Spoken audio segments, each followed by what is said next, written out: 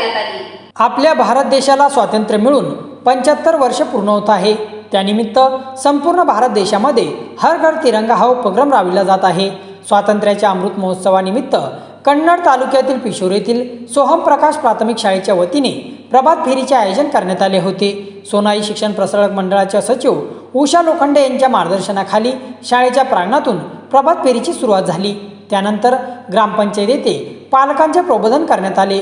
दिनांक 13 ते 15 ऑगस्ट या दरम्यान प्रत्येक घरावर सन्मानपूर्वक तिरंगा फडकवावा असे आवाहन करण्यात आले।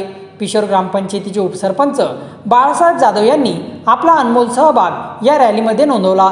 तसेच पिशोर पोलीस स्टेशनच्या सहाय्यक पोलीस निरीक्षक कोमल शिंदे याही या प्रभात फेरीमध्ये सहभागी झाल्या होत्या।